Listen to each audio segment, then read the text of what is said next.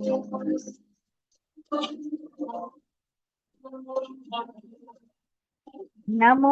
अरिहन्ताणं, नमो सिद्धाणं, नमो आयर्याणं, नमो उवध्यायाणं, नमो लोये सवसाहूणम्।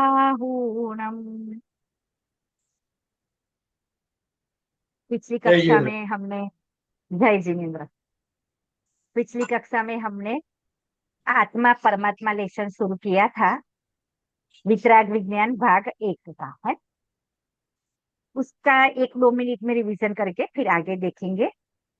जीव स्वभाव से तो एक ही प्रकार का होता है, सभी जीव स्वभाव से सिद्ध समान है, लेकिन अवस्था में, उत्पाद व्यय में जीव के मोटे मोटे तौर पर 3 प्रकार बताए हैं। एक बहिरात्मा, बहिरात्मा, अंतरात्मा, परमात्मा। ठीक है। बहिरात्मा किसे कहते हैं? जो मिथ्या दृष्टि है, यानी शरीर को ही मैं मानता है, पर द्रव्यों को अपना मानता है, उसका कर्ता भोक्ता बनता है, और राग आदि जो शुभ अशुभ परिणाम है उसे अपना स्वभाव मानता है। स्वभाव मानना यानी क्या? कि राग द्वेष होते तो आत्मा में है, लेकिन जैसे शक्कर में मिठास शक्कर का स्वभाव है, कभी शक्कर से अलग नहीं होती, ऐसे राग द्वेष आत्मा का स्वभाव नहीं है। तो कैसे है? जैसे शरीर में बुखार आता है, शरीर में फोड़ा होता है, वो होता शरीर में है, लेकिन शरीर का विकार है, शरीर का दोष है ना। ऐसे ही राग द्वेष को ये अपना स्वभाव नहीं होते हुए मिथ्या दृष्टि अपना स्वभाव मानता है। तो ये हो गया बहिरात्मा, जो शरीर ही में हूँ ऐसा मानता है, पर द्रव्यों को अपना मानता है, और राग आदि को अपना स्वभाव मानता है, वो बहिरात्मा है। समझा, जाना, श्रद्धा करी, है ना। तो वो पर द्रव्यों को भिन्न मानता है, रात्मा राग द्वेष को मेल विकार मानता है, स्वभाव नहीं मानता। ठीक है। और परमात्मा कौन है? कि जो पूर्ण वितरागी और सुखी हो गए हैं, है? ये तीनों में हम थोड़ा डिफरेंस देख रहे थे, वो शॉर्ट में मैं बता देती हूँ। बहिरात्मा यानी मिथ्या दृष्टि, अंतरात्मा यानी सम्यक दृष्टि, जिसकी श्रद्धा, दृष्टि यानी श्रद्धा सच्ची हो गई है, और परमात्मा यानी सम्यक दृष्टि तो है ही, लेकिन परम अवगाढ़ सम्यक्त्व हुआ है। ठीक है। बहुत दृढ़ सम्यक्त्व, कभी नहीं छूटने वाला। फिर बहिरात्मा यानी अज्ञानी, अंतरात्मा यानी सम्यक ज्ञानी, और परमात्मा यानी केवल ज्ञानी, सर्वज्ञ, सब कुछ जानने वाला। ठीक है। फिर बहिरात्मा यानी राग द्वेष वाला, शुभ अशुभ परिणाम वाला, अंतरात्मा यानी राग द्वेष भी है और वितरागता का भी प्रकट हुई है। ठीक है। तीनों साथ में चल रहे हैं, यानी राग और वितरागता।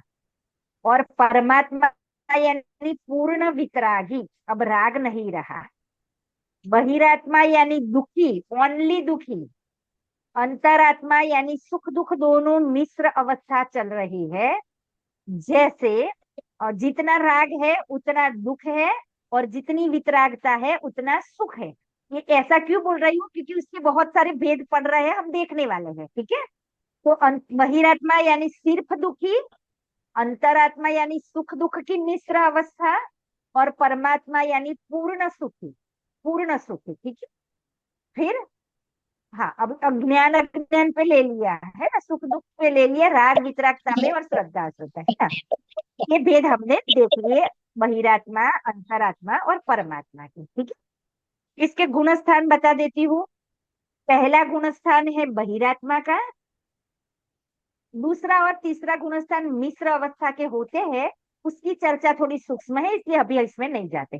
चौथे से 12वें गुण स्थान तक जब तक अरिहंत नहीं बनेगा, केवल ज्ञान नहीं होगा, तब, और जब अपने आत्मा की श्रद्धा और ज्ञान अनुभव होगा तब से, तो चौथे से लेके 12वें तक के जो जीव है उसमें श्रावक भी आएंगे और मुनिराज भी आएंगे, है ना, देखेंगे उसके भेद।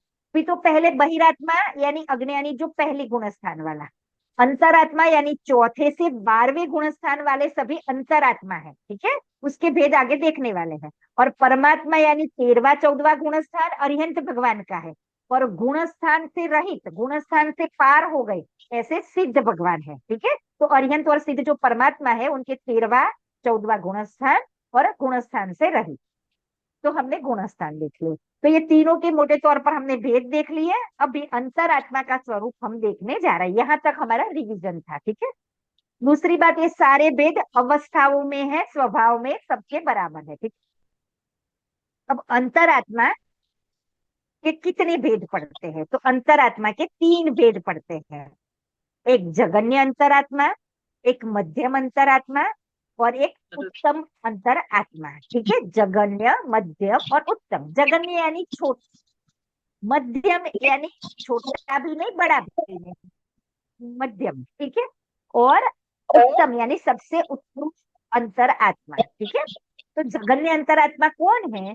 जो चौथे गुणस्थान वाला है, जो घर में रहता है, हो सकता है राजा हो सकता है सेठ हो, जो बिजनेस करता है, नौकरी कर सकता है, वो शादी करता है, उसके बच्चे भी होते हैं, बच्चों की भी शादियां कराता है, ये सब करता हुआ भी अपने को शरीर रूप नहीं मानता, क्योंकि उसने अपने को जान लिया है। तो उसका व्रत नहीं है, उसका नाम ही अविरत सम्यक दृष्टि है ना। अभी आपके गुणस्थान नहीं चले इसलिए मैं, लेकिन ये चौथे गुणस्थान का नाम ही ऐसा है, अविरत सम्यक दृष्टि। यानी उसको सम्यक दर्शन हो गया, अपने आत्मा का श्रद्धा ज्ञान हो गया, लेकिन व्रत अभी नहीं हुए। क्यों? क्योंकि उसको एक कषाय चौकड़ी का तो अभाव हुआ है, लेकिन वितरागता एक कषाय चौकड़ी की हुई है, लेकिन 3 कषाय चौकड़ी का उदय है, उतना राग है, और इसलिए वो अभी व्रत पालने की वितरागता उसकी नहीं हुई है। तो अविरत व्रत जिसके अभी शुरू नहीं हुए है, ऐसे चौथे गुणस्थान वाला सम्यक दृष्टि, वो है जघन्य अंतरात्मा यानी छोटा अंतरात्मा, ठीक है। अभी उसका अंतरात्मा में बचपन चल रहा है। फिर मध्यम अंतरात्मा कौन है? तो मध्यम अंतरात्मा में 5वें गुणस्थान से लेके 11वें गुणस्थान को मध्यम अंतरात्मा बताते हैं। तो 5वें से 11वें में कौन आएगा? तो 5वां गुणस्थान होता है व्रति श्रावक का। व्रति श्रावक कौन है? कि जिसको मिथ्यात्व गया है और उसके साथ कषाय की 2 चौकड़ी चली गई है। आप सबको पता है ना कषाय चौकड़ी कितनी होती है? कौन बोलेगा? क्या? कषाय चौकड़ी 4। हाँ, शाबाश शाबाश शाबाश मामी, है ना। हाँ, 4 होती है।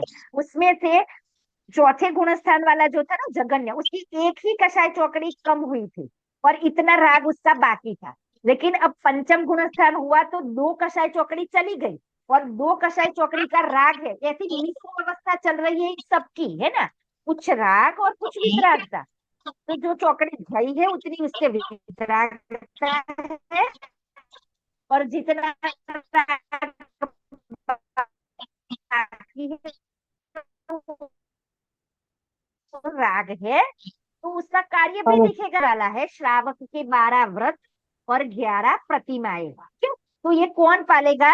कि जिसको मिथ्यात्व गया है यानी सम्यक दर्शन हुआ है, और 2 कषाय चौकड़ी का अभाव हुआ है, ऐसी वितरागता प्रकट हुई है, उसे व्रतादि करने का राग आएगा, और उसके फल में वो व्रत और प्रतिमा है इंक्लूड है। मतलब दूसरी प्रतिमा में व्रत होते हैं, और आगे के आगे की प्रतिमा में वृद्धि होती जाती है। वो उसका चैप्टर जब चलेगा तब हम देखेंगे। तो अभी तो ये पंचम गुणस्थान वाला है, वो मध्यम में आएगा एक बार, ठीक है। फिर कौन आएगा? कि छठे गुणस्थान से मुनिराज की शुरुआत होगी। तो छठे से 12वें तक मुनिपना होता है। उसमें से 12वें गुणस्थान वाले तो उत्तम अंतरात्मा है, जो अभी केवल ज्ञान लेने वाले हैं, है ना। और 11वें तक, छठे से 11वें तक मध्यम अंतरात्मा कहे जाते हैं, है ना। 5वें वाला भी मध्यम है, और छठे से 11वें वाले मुनिराज भी मध्यम में आएंगे। तो अब मुनिराज की अवस्था क्या होगी? कि मिथ्यात्व तो गया है, लेकिन अब 3 कषाय चौकड़ी का अभाव हो गया है, और एक छोटा सा स्वंजलन राग, जल में रेखा बनाने बाकी बराबर, रहा। यानी क्या ना बराबर राग बाकी रहा है। तो उनको मध्यम अंतरात्मा कहते हैं, है। अब आगे जब गुण स्थानों का स्वरूप या मुनिराज का स्वरूप देखेंगे तब डिटेल करेंगे। है ना, कि छठे में, सातवें में, आठवें में क्या डिफरेंस होता है, क्योंकि छठे से लेके 12वें तक तो सभी मुनिराज के ही गुणस्थान है। तो शॉर्ट में थोड़ा बता दूं कि जिनको केवल ज्ञान होता है चौथे काल में, उनको श्रेणी जब चढ़ते हैं केवल ज्ञान के सन्मुख, 8वें से 12वें तक के गुणस्थान आते हैं, है ना। उससे पहले जैसे अभी पंचम काल हो, तो उस पहले मुनि राजों को छठा सातवां चलता रहता है। कभी छठा, कभी सातवां, कभी छठा, कभी सातवां। तो छठे में क्या होता है कि मुनिराज जब आहार करते हैं, विहार करते हैं, धर्मोपदेश देते हैं, शास्त्र लिखते हैं, दीक्षा देते हैं, प्रायश्चित देते हैं, ये सारे कार्य जब होते हैं, तब उनका उपयोग बाहर रहता है। और इन शुभ परिणामों में उनका छठा गुण स्थान बनता है। और जब वो अपने आत्मा में लीन होते हैं, तब उनका सातवां। लेकिन ये लीनता टिकती नहीं, तो बाहर आते हैं तो फिर छठा, फिर अंदर जाते हैं तो सातवां, ऐसा उनका संख्यात बार दिन में चलता रहता है। ठीक है। और जब पुरुषार्थ बढ़ जाता है, तो जब श्रेणी मानेंगे, तो फिर केवल ज्ञान लेने की बात वो पंचम मतलब चौथे काल में संभव होता है। ठीक है। तो ऐसे छठे से लेके 11वें तक के मध्यम अंतरात्मा है, और मध्यम। 12वां गुण तो अपनी केवल ज्ञान लेंगे, है ना। ऐसा जिनको केवल ज्ञान होने वाला है तत्काल में, वो 12वें गुण। अब ये 8वां, 9वां, 10वां, 11वां, 12वें, इसका समय कितना है पता है आपको? सेकंड भर भी नहीं, इतना छोटा काल होता है। लेकिन जिनागम में बहुत सूक्ष्म से सूक्ष्म समय की भी बात बताई है। तो ये इतने छोटे काल के गुणस्थान होते हैं, तत्काल उनकी केवल ज्ञान होता है। तो ये 12वें वाले उत्तम अंतरात्मा कहे जाते हैं। एक दूसरी अपेक्षा भी है, छटालाकार बताते हैं, अपेक्षित कथन होते हैं।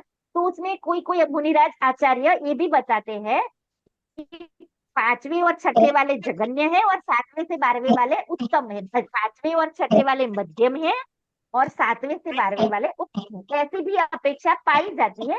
अब जो समझे, कोई दिक्कत वाला काम नहीं है। फिर से बता देते हैं। चौथे वाला जो भी व्रति श्रावक नहीं हुआ है, ठीक है, माइक चालू हो तो जरा देख लेना, कुछ आवाजें आ रही है थोड़ी सी, तो अगर किसी का माइक चालू हो तो देखना है। हाँ, हाँ, हाँ।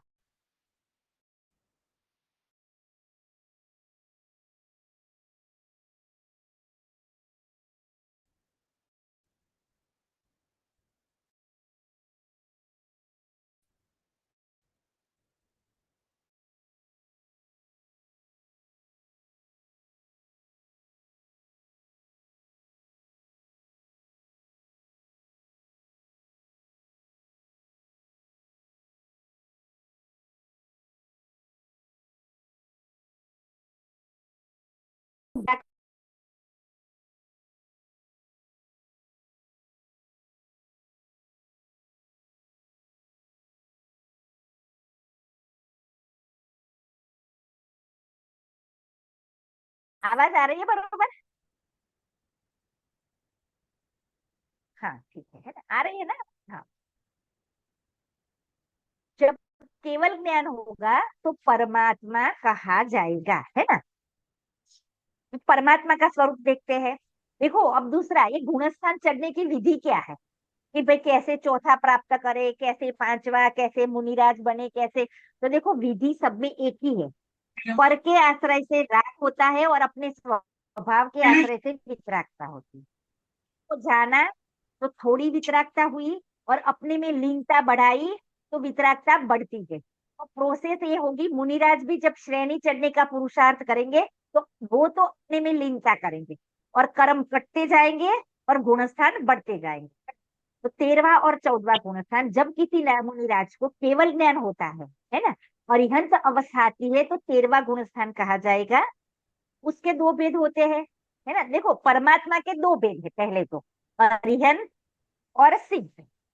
तो अरिहंत किसे कहते हैं? जो शरीर सहित परमात्मा है, वो अरिहंत है। और जो शरीर रहित परमात्मा है, वो सिद्ध है।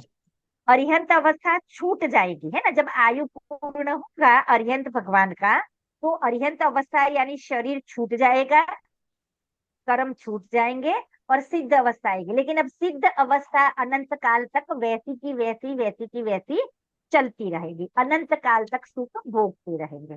तो ये शरीर सहित है वो अरिहंत परमात्मा है, और शरीर रहित है वो सिद्ध परमात्मा है। अरिहंत परमात्मा के भी भेद बहुत पड़ते हैं, लेकिन सामान्य से एक सादे अरिहंत और एक तीर्थंकर अरिहंत ऐसे हम कह सकते हैं, है ना? तो इनका गुणस्थान भी 13वां 14वां है। अब ये तीन भेद हमने देखे, बहिरात्मा, अंतरात्मा और परमात्मा। तो उसमें से जो बहिरात्मा पना है ना, वो छोड़ने लायक है ना। वो दुख रूप है, ओनली दुख रूप है। संसार में भ्रमण है, संसार में ही दुख भोगने हैं, इसलिए वो छोड़ने लायक है?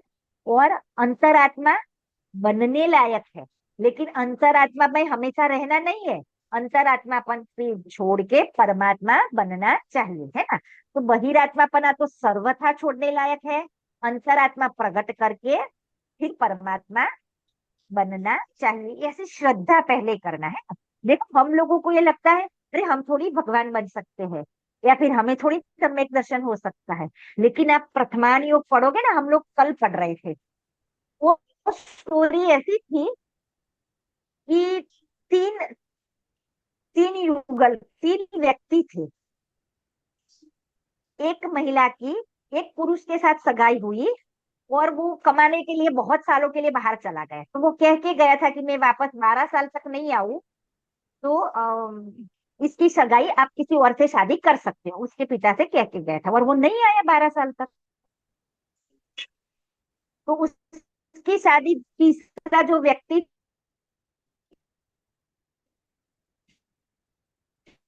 था उसके साथ हो गई। અવાજ કપાય છે. अब उसके साथ शादी हो गई, और ये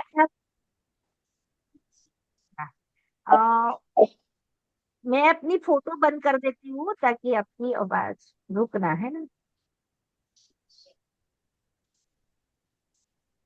फोटो बंद कर दिया ताकि कैमरा बंद हो जाएगा तो आवाज क्लियर आएगी, ठीक है ना। હા હા હા.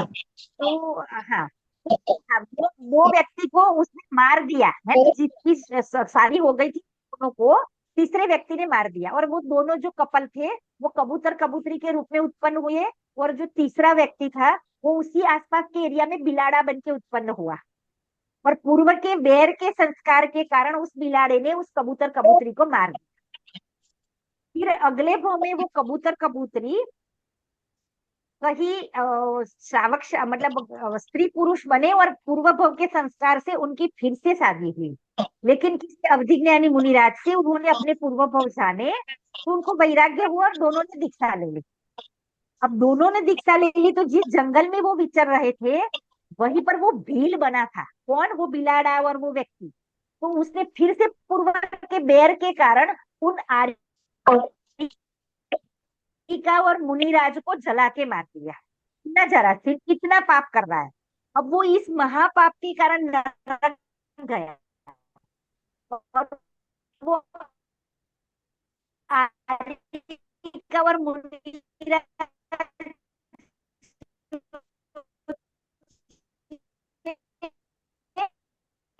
वो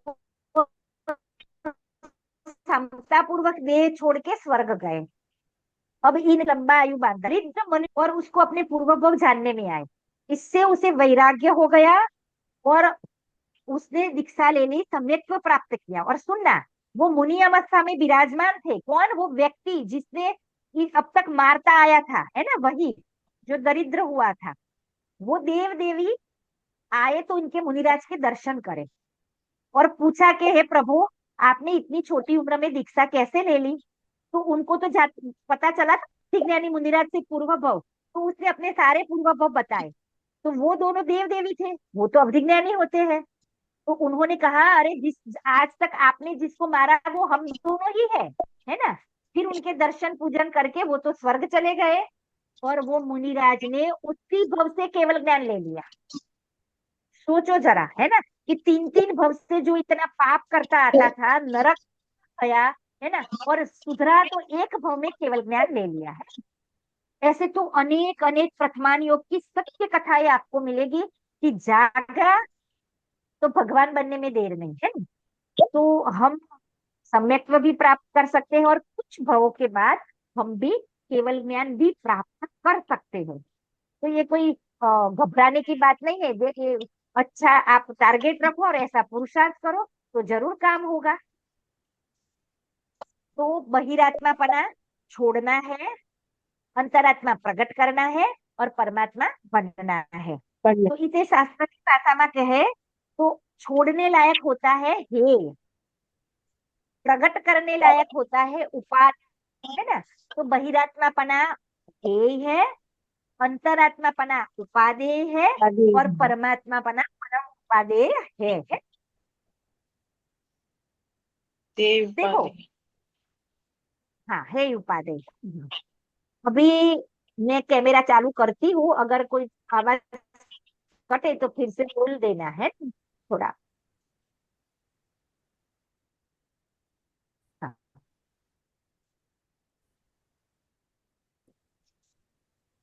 अपना लेसन पूर्ण हुआ। अब जो दूसरा लेसन आने वाला है वो बहुत काम का लेसन है। और ये समझ लो जिन धर्म का पाए का सिद्धांत है, बेसिक सिद्धांत है। नाम है सात तत्व। कौन बोलेगा तत्वों के नाम, कौन बोलेगा तत्व कितने होते हैं, कौन कौन से है। बहुत बेसिक है। थोड़ा मैं आपसे पूछूं तो आप बोर नहीं हो, है ना, कंटाला नहीं है। हाँ मीना बहन को आता है, रितु को आता है, फिर और कोई। आश्रव बंद। मामी कुछ बोल रही है। हाँ जीव अजीव आश्रव बंद। हाँ सरस और बढ़िया। हाँ जीव आश्रम बंद। अजीव। संवर निजरा मोक्ष। हाँ संवर निर्जरा आगे मोक्ष। फॉर्म जीव बोलो। जीव हाँ हाँ बढ़िया बढ़िया, संवर है ना। निर्जरा मोक्ष। संवर निजरा बढ़िया, हाँ मोक्ष। जीव हाँ अजीव ये याद आश्रव कर लेना। बंद संवर संवर निजरा निर्जरा और मोक्ष। मोक्ष। शाबाश शाबाश, सबको याद है ना। बेला याद कर लेना, है ना। आ, जीव, अजीव, आश्रव, बंध, संवर, निर्जरा और मोक्ष। ठीक है। अब बेसिक बात मैं आपको आज सिखाऊंगी और उसका रिवीजन अगली कक्षा में अच्छे से करूंगी, है। तो बेसिक बात ये लेनी है कि ये सात तत्वों में दो तत्व जो है वो द्रव्य तत्व है, यानी वो छह द्रव्यों में से के द्रव्य है, ठीक है। और बाकी के जो पांच तत्व है उन्हीं दो द्रव्यों के भाव है, ठीक है। उन्हीं दो द्रव्यों की अवस्थाएं है ना, पर्याय है। पर्याय कहो अवस्थाएं कहो। तो दो तत्वों को आप ऊपर रखो, जीव और अजीव। अजीव में हमें पुद्गल समझना है। छह द्रव्यों में जो पुद्गल द्रव्य था ना, जीव पुद्गल धर्म धर्म आकाश काल, उसमें से हमें पुद्गल लेना है, ठीक है। और यहाँ लेना है जीव। ये दोनों द्रव्य है, ठीक है। तो जीव और अजीव ये दो द्रव्य हो गए। इन्हीं की पांच अवस्थाएं होगी, ठीक है। तो कैसी अवस्थाएं होगी कि देखो, जीव अजीव के बाद आता है आश्रव, है। पहले तो ये सातों तत्वों के भेद, अभी जो पांच बचे हैं ना उसके दो दो भेद पड़ जाएंगे। भाव आश्रव, द्रव्य आश्रव, भाव बंध, द्रव्य बंध, भाव संवर, द्रव्य संवर, भाव निर्जरा, द्रव्य निर्जरा, भाव मोक्ष, द्रव्य मोक्ष। अब इसको समझते हैं थोड़ा सा कि भाव यानी जीव में जो होगा वो भाव कहा जाएगा। और जो उद्गल में होगा यानी कर्मों में जो होगा उसे द्रव्य कहा जाएगा। हमने दो चीजें रखी ना, एक जीव और एक अजीव। तो अजीव में कर्म देखना है, ठीक है। और जीव में आत्मा देखना है, यानी हम सब, ठीक है।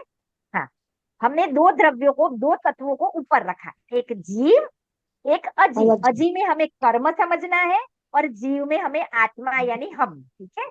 इनकी अवस्थाएं होगी तो जीव में जो अवस्थाएं होगी ना उसके आगे भाव लगेगा, हमारे परिणाम। और पुद्गल में जो अवस्थाएं होगी उसके आगे द्रव्य लगेगा, ठीक है। सातों सातों के दो पार्ट किए हमने। तो अब देखते हैं आश्रव। आश्रव का मतलब होता है आना, आश्रवण यानी आना, ठीक है।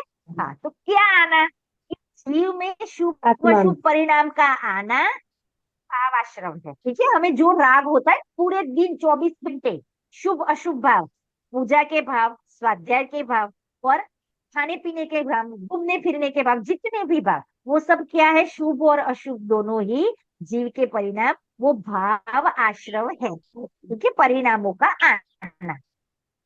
और कर्मों में क्या होगा, पुद्गल में अजीव में द्रव्याश्रम में कर्मों का आना, आश्रवण यानी आना। तो जब जीव शुभ अशुभ भाव करता है तब कर्मों का आना होता है ना। ये भाव आश्रम और द्रव्य आश्रम।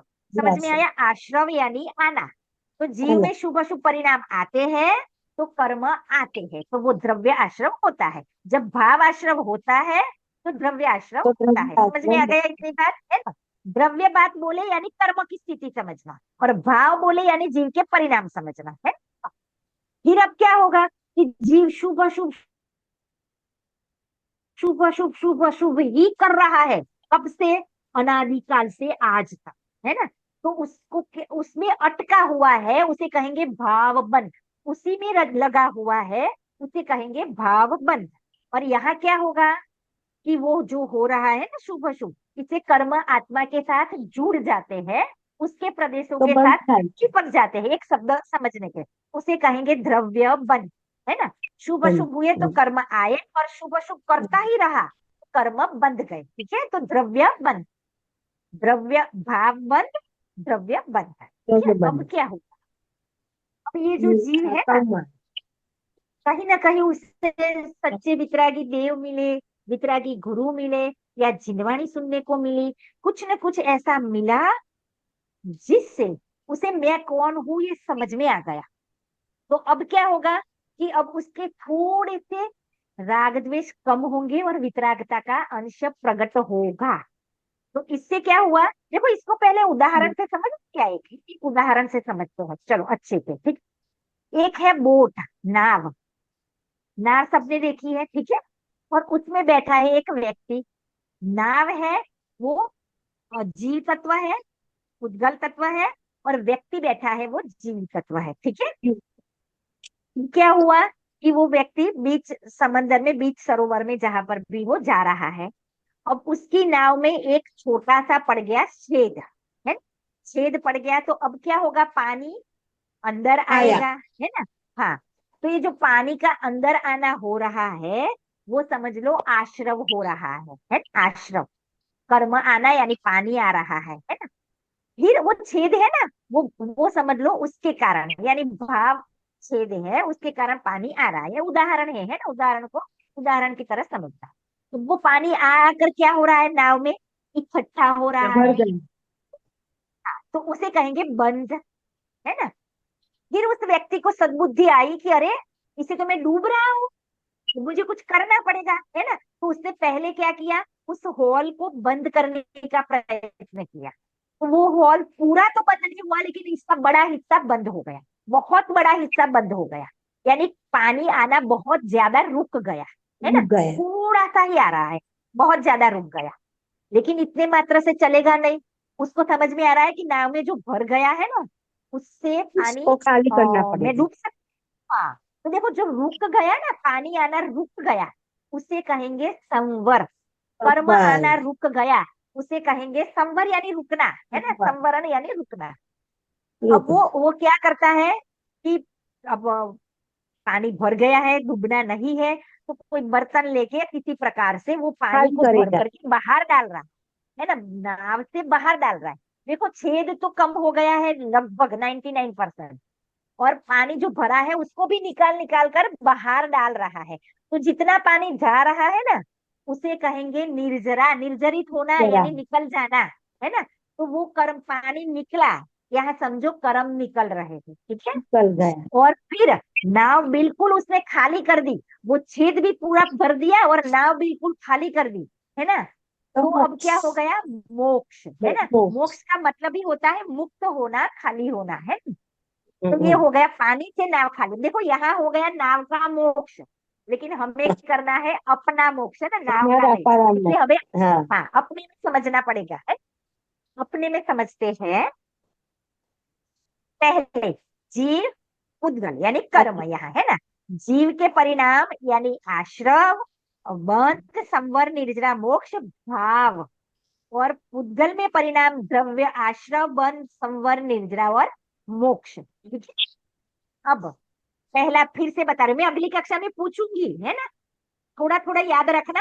मैं किसी पर फोर्स नहीं करती, लेकिन आप जवाब देते ही हो, मामी अच्छे जवाब दे देते हैं ना, पढ़ाई करके आते हो। आवडतो तो नसती देखो, हाँ, मामीर काही नहीं नहीं, એટલું आप બધું जवाब आवडतं जितना आता है अच्छे जवाब दे देते हो ना, है ना? ठीक है, मीना बहन को भी आता है। चलो, जीव में शुभ और अशुभ परिणाम होना। देखो आश्रम के भेद होंगे, पुण्य आश्रम और पाप आश्रम, लेकिन दोनों ही आश्रम है ना, ये समझना पड़ेगा, क्योंकि उससे हाँ, कर्म बंद हो रहा है। शुभ परिणामों से पुण्य बंद हो रहा है और अशुभ परिणामों से पाप बंद हो रहा है, लेकिन दोनों से बंद हो रहा है ना।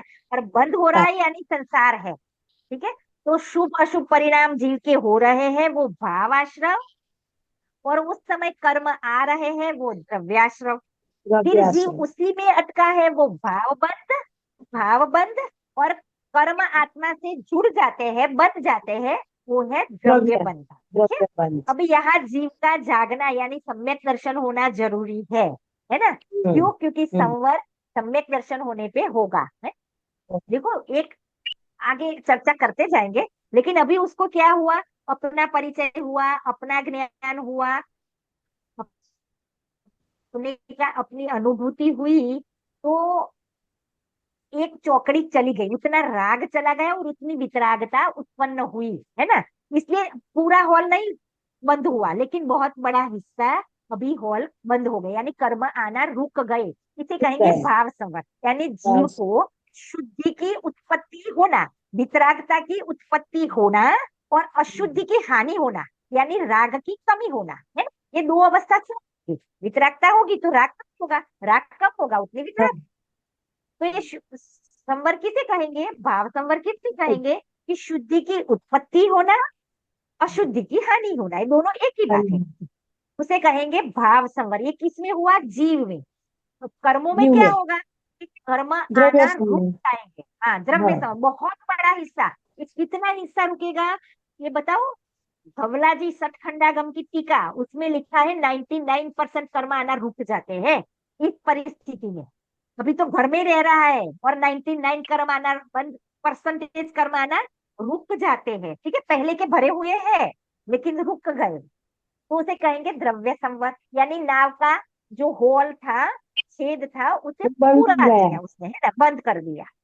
अब हम्म। देखो, जहां सुख लगता है, जहां अच्छा लगता है, वहां बार बार उपयोग जाता है। जैसे हम लोग कहीं गए हो और कहीं दुकान पे अच्छी अच्छी साड़ियां दिख जाए, तो उपयोग, है ना, जाता है ना, तुरंत, ये बहुत सुंदर है ना। और अगर लेने की इच्छा हो ना, तो घर जाके भी वही वही दिखती है ना, कि अरे बिक जाए उससे पहले घर कल जाके ले आऊंगी, है। तो ये क्या, जहां अच्छा लगता है वहां उपयोग बार बार जाता है। तो जिसने अपने आत्मा को जाना, उसको वहां अच्छा लगा, तो बाहर ये राग द्वेष के परिणामों में अच्छा नहीं लगता, तो वो वहां लीनता बढ़ाता है। अब जब लीनता बढ़ी तो वितरागता बढ़ी, है ना। उसे कहेंगे शुद्धि की वृद्धि होना, शुद्धि बढ़ती गई, है ना। तो यहाँ हाँ। पहले पड़े हुए कर्म थे ना, वो भी निर्जरित हो होकर निर्जरा हो जा गया। रहे हैं। पहले पड़े हुए कर्म हम्म। भी, है ना, नए आने तो रुके, लेकिन पहले के सत्ता में पड़े हुए कर्म भी एक साथ निर्जरित हो रहे हैं। निर्जरा हो गया।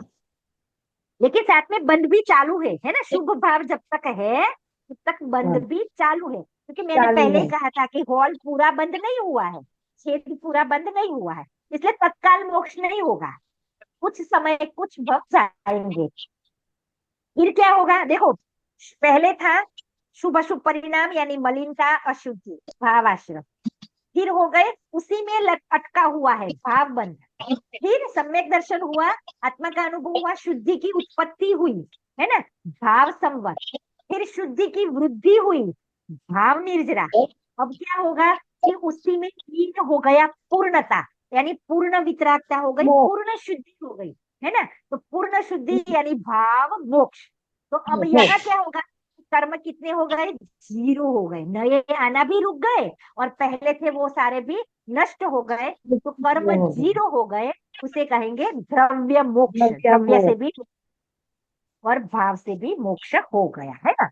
तो देखो, ये तो एक प्रोसेस बताई हमने 7 तत्वों की, लेकिन ये 7 तत्वों की प्रोसेस हमें कैसे प्रकट करनी है, वो हम इस लेसन में अच्छे से समझेंगे, है ना। और किसको क्या लाभ होता है, मतलब इससे हमारा, एक बार हमें अगर सम्यक दर्शन हो जाए, स्वपर का भेद विज्ञान हो जाए, समझ में आ जाए, तो भी हमारा संसार का किनारा आ जाए, है ना। इतनी सुंदर बात है ये। बहुत अपने आप व्रतादि भी आ जाए, अपने आप मुनिपना भी आ जाए, और केवल ज्ञान भी होता जाए। देखो जैसे हम कर्मों की प्रोसेस या व्रतादि की प्रोसेस वास्तव में बहुत ज्यादा ये नहीं है। आप जब गाड़ी चलाते हो ना, या एक्टिवा चलाते हो या फोर व्हीलर कोई चलाता है, तो मुझे बताओ उसके लिए आपको करना क्या है। आपको पहिए को देखना है, या है जो गाड़ी में जो होता है ना, क्या बोलते हैं उसको, Hearing. उसको हाँ, जो भी घुमाते हैं गोल, Yes. है ना, उसकी ओर देखना, स्टेयरिंग, स्टेयरिंग की ओर देखना है, कि फिर आगे अपनी देखना ब्रेक, है। ब्रेक की ओर देखना है। देखो ये सब में कोई पहिए की ओर भी देखेगा ना, गाड़ी चलाने के लिए पहिए की ओर तो देखना पड़ता है कि नहीं। अब पहिए की ओर देखेगा भैया, और क्या है, स्टेयरिंग की ओर देखेगा, ऐसे ही देखते रहो गया, है ना, और ब्रेक और उसमें देखते रहो तो भी गया, है ना। देखना सामने है, और ये सब प्रोसेस होती रहती है ना? ऐसे ही देखना अपने में है। जब अंदर अपने हाँ। में आएगी तो कर्म भी जाएंगे, और व्रतादि भी आएंगे, मुनिपना भी आएगा। देखो आता कैसे है, अपने में सुख ले तो बाहर सुख दिखता नहीं, और बाहर सुख दिखता नहीं तो बाहर फिर रहेगा क्यों घर में, है ना। तो ऐसे मुनिपना भी आता जाएगा, है ना। प्रोसेस एक है, अपने को जानो, अपनी श्रद्धा करो, अपने में लीनता करो, लीनता पूर्ण होगी तो केवल ज्ञान होता जाएगा। बहुत सरल मोक्ष मार्ग है, बहुत टेंशन वाली कोई चीज ही नहीं है। सिर्फ एक बार ज्ञान में समझना चाहिए। किसी को क्या लगता है पता है, अरे खाली बातें बातें करना है, और ये पढ़ के समझ समझ के क्या फायदा है सुनना। आपको कहीं रास्ते पर चलना हो और अंधेरा है ना, दीपक चाहिए हाथ में, टॉर्च चाहिए, है ना। अगर टॉर्च या दीपक नहीं होगा, या समझ लो आंखें चाहिए, है ना, आंखें ज्ञान की निशानी होती है। अगर आपकी हम्म। आंखें नहीं है, या फिर आपके हाथ में दीपक या टॉर्च नहीं है ना, तो आप अंधेरे में कुएं में गिर सकते हो, गड्ढे में गिर सकते हो, गटर में गिर सकते हो, खंबे से टकरा सकते हो, कुछ भी हो सकता है। पैर टूट सकते हैं, अस्पताल में जा सकते हैं, और मरण भी हो सकता है।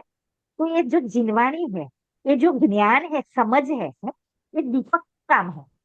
तो दीपक के प्रकाश में आपको सूझेगा कि आपको क्या करना है, आपको कहाँ चलना